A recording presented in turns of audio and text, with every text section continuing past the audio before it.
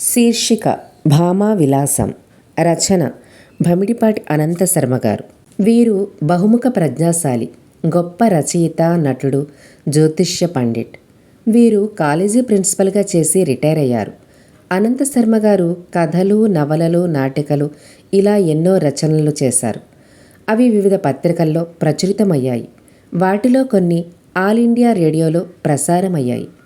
ఆంధ్రభూమి మాసపత్రిక వారు నిర్వహించిన కథానికలు పోటీలలో కాలుష్యం కథానిక తృతీయ బహుమతి గెలుచుకుంది.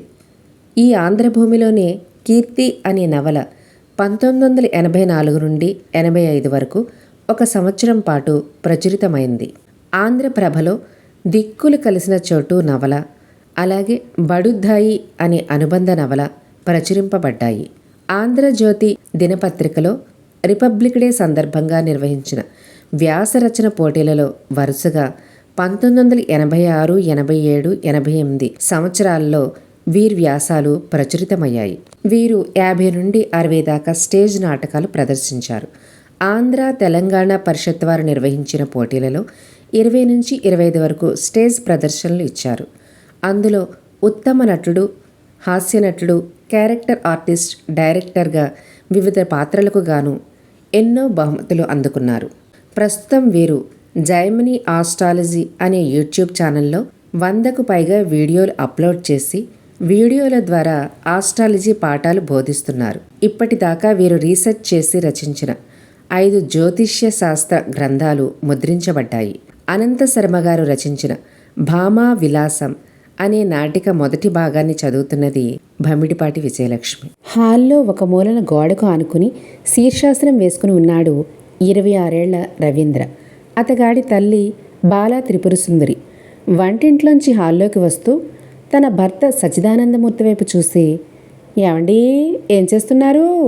అంది దీర్ఘాలు తీస్తూ. "బుర్ర గోక్కుంటున్నాను. బుర్ర దొర తగ్గింది, కానీ మంట మొదలైంది. అందుకని గోళ్ళు కొరుక్కుంటున్నాను" అన్నారు మూర్తిగారు. "అబ్బా, మీ వరుస నాకే అర్థం కావడం లేదు. పిల్లని చూసొచ్చి 10 రోజులైంది. వాళ్ళేమో ఫోన్ల మీద ఫోన్లు చేసేస్తున్నారు. మీరేమో ఏ మాట చెప్పకుండా బెల్లం కొట్టిన రాయిలా ఉలకరు పలకరు. అడిగి అడిగి నా నోరు పడిపోతుంది" అంది విసుగ్గా. "బాలా, నా సంగతి వదిలే. ఈ సంబంధం నీకు ఓకేనా? అది చెప్పు" అన్నారు ఆమె కళ్ళలోకి చూస్తూ. అసలే మాంచి కాక మీద ఉన్న బాలా త్రిపురసుందరి భర్త వైపు కారపు చూపులు చూస్తూ, "అదిగో మళ్ళీ ఎన్నిసార్లు అడిగినా ఆ మాటేనా?" అంది. ఆయన మాత్రం త్రిపుర వంక కూల్గా చూస్తూ, "ఎన్నిసార్లు అడిగినా నీ మాటే నా మాట. నీ మాటకి ఎప్పుడైనా మారు మాట్లాడేనా? పెళ్లి చూపుల నాడే నా మనసు నీకు ఇచ్చేశాను. పెళ్ళి అవ్వగానే నా బుర్ర కూడా నీ పరం అయిపోయింది కదా" అన్నారు బుర్రగొక్కుంటూ. "పెళ్ళాన్ని నడిపించడంలో ఇదో రకం" అంది ముఖం పక్కకు తిప్పుకొని. "ఛా" అని ఎక్స్ప్రెషన్ ఇచ్చారు మూర్తిగారు. బాల భర్త వైపు చూస్తూ, "ఇదిగో, నాకు విసుగు తెప్పించకండి" అని తర్వాత శీర్షాసనం వేసుకుని సైలెంట్గా వీళ్ళ మాటలు వింటున్న కొడుకు రవి వైపు తిరిగి, "ఒరే రవి, ఇలారా. ఈ నంగి మనిషితో ఏం తేలదు, కానీ ఈ సంబంధం నీకు ఇష్టమేనా కాదా? ఆ పిల్ల నీకు నచ్చిందన్నావు కదరా. ఆ మాటే మీ నాన్నకు కూడా చెప్పు" అంది. "చెప్పరా" అంటూ వెనక్కి తిరిగి కొడుకు వైపు చూస్తూ, "ఇదేమిటి వీడు తలగిందులుగా ఉన్నాడు? ఒరే, సరిగ్గా నిలబడరా నాయనా. అమ్మ చెప్పింది కదా, ఆ మాటే నిలబడి నీ నోటితో చెప్పాయి" అన్నారు. రవీంద్ర కాళ్లను మెల్లగా కిందకు దించి నెమ్మదిగా లేచి నిలబడి శూన్యంలోకి చూస్తూ, "oh Padma, chubby cheeks, rosy lips, dimple chin, eyes are blue, silky hair, dash dash dash, ఆహా పద్మ" అనుకుంటూ మౌనంగా ఉన్నాడు. మూర్తిగారు అడిగిన ప్రశ్నకు సమాధానం చెప్పకుండా అలా నిలబడి ఉన్న కొడుకు వైపు చూస్తూ, "ఎరా, అలా ముంగిల నుంచున్నావేంట్రా?" అంది బాల. "ముంగిలా నుంచోడేంటి బాల?" ముసిముసిగా నవ్వుకుంటున్నాడు. "కనబడ్డం లేదు?" "ఒరే రవి, నువ్వు నోరారా చెప్పరా బాబు" అన్నారు మూర్తిగారు. "మీ ఇష్టం నాన్న. మీ ఇద్దరూ ఎలా చెప్తే అలా, అంతే" అన్నాడు రవి.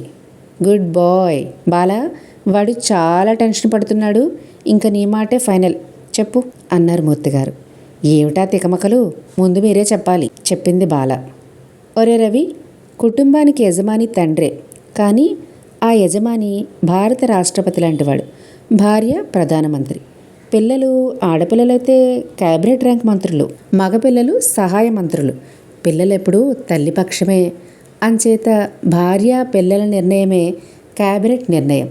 దాన్ని రాష్ట్రపతి ఆమోదించాల్సిందే అన్నారు. అలాగే ఉంటే రబ్బర్ స్టాంప్ రాష్ట్రపతి అంటారు కదా నాన్న. చివరికి అమ్మ మాటే నువ్వు అవునన్నా నీ అభిప్రాయం చెప్పొచ్చు కదా అడిగాడు రవి. సరే, మీరు వదిలేట్టు లేరు. నిర్ణయం మీరు చేసినట్లే. జస్ట్ నా అభిప్రాయం చెప్తున్నానంతే. అమ్మాయికి 24 ఏళ్ళు అంటున్నారు అంటే మీ ఇద్దరికి 2 ఏళ్లే తేడా అన్నమాట. అది మంచిది కాదు. అధమం 5 ఏళ్లైనా తేడా ఉండాలి. ఇది నా అభిప్రాయం సుమా అన్నారు. ఆహా, 10 ఏళ్ళు ఉండొద్దు మనకున్నట్లు. పెళ్ళినాడు మిమ్మల్ని చూసి రెండో పెళ్లి మొగుడా అని పెళ్ళికొచ్చిన వాళ్ళంతా ఒకటే ఇకలు పక్కపక్కలు తలెత్తుకోలేక చచ్చాను అంది బాల. అవునా? ఒరే రవి, మీ అమ్మ నాకన్నా 10 ఏళ్ళు చిన్నది. చదువు 5వ క్లాస్ డిస్కంటిన్యూడ్. ఇల్లు దాటి వెళ్ళదు. అవునా? మరి నేను గ్రాడ్యుయేట్ని, ఊళ్ళో పెద్ద మనిషిని, తెలివైన వాడిని. ఊళ్ళో అందరూ సలహా కోసం నా దగ్గరకు వస్తారు. అవునా అడిగారు మూర్తిగారు. పాయింట్కి వచ్చానన్నా అన్నాడు విసుగ్గా రవి. వినరా, వింటే నీకే దొరుకుతుంది మంచి పాయింట్. కాపురానికి వచ్చిన మొదటి ఏడాది మొహమాటం కొద్దీ మీ అమ్మ నా మాట వింది. 2వ ఏడు మోజు ముచ్చట కొద్దీ అమ్మ మాట నేను విన్నాను. 3వ ఏడు వచ్చేసరికి మోజు లేదు, మొహమాటమూ లేదు. క్రమంగా నాకు జ్ఞానోదయం అయింది. 7-8 ఏళ్ళు గడిచేపటికి ఆ అమ్మాయి ఏం చెప్తే అదే, ఎంత చెప్తే అంతే అన్నారు మూర్తిగారు నీరసంగా. అదేంటి నాన్న, మీ ఇద్దరిది అన్యోన్య దాంపత్యం అంటారందరూ. మీకు ఆదర్శ దంపతుల అవార్డు కూడా వచ్చింది కదా అడిగాడు రవి. 10 ఏళ్ల కాపురం గడిచాక మాకు అవార్డు వచ్చింది. మిమ్మల్ని 4 ఏళ్లకే ఆ అవార్డు వరిస్తుంది. మీ ఇద్దరికి 2 ఏళ్లే కదా తేడా. 2 ఏళ్ళు కాపురం చేసేప్పటికీ మీ ఆవిడ కళ్ళకి నువ్వు చంటి వెధవలా కనిపిస్తావు చెప్పారు మూర్తిగారు. అదే మంచిది, సరదాగా ఉంటుంది అనుకున్నాడు రవి. అదే మంచిది. ఆ మాత్రం వయసుంటే మంచి మర్యాద తెలిసి పెద్ద మనిషి తరహాగా ఉంటుంది మధ్యలో కల్పించుకుని అంది బాల. నా అభిప్రాయం అది. నీ నిర్ణయం ఇది. నా అబ్జెక్షన్ ఓవర్ అయిపోయింది కదా. ఇక పాయింట్ నెంబర్ 2. 3 తరాల్లో అంటే ఆ అమ్మాయి తల్లికి, అమ్మమ్మకి, వాళ్ళమ్మకి ఎవరికి మగపిల్లలు పుట్టలేదు. ఆ సంప్రదాయంలో ఈ అమ్మాయి కూడా ఆడపిల్లలనే కంటుంది. ఆ రోజు మీ అమ్మ స్పందన ఎలా ఉంటుందో ఊహించుకో అడిగారు మూర్తిగారు. సింగినాదం. అచ్చంగా అమ్మమ్మల పోలికే రావాలని ఎక్కడుంది? మొగుడు వైపు సంప్రదాయము రావచ్చు. అర్థం చేసుకోండి. నాకెప్పుడో అర్థమైపోయింది బాల. ఆ మాట ముందే నీకు చెప్పేశాను కదా. నీ మాటే నా మాట.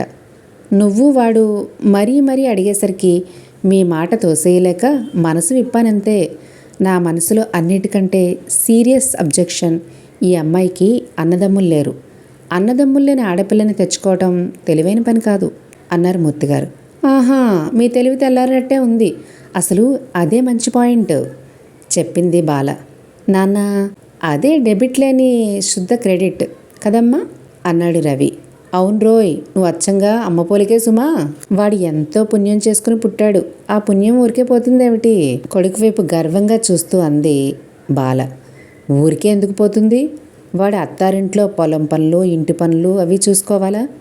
అత్తగారికి ముసలితనం వచ్చాక సగం బాధ్యత వీడికే ఉంటుంది కదా.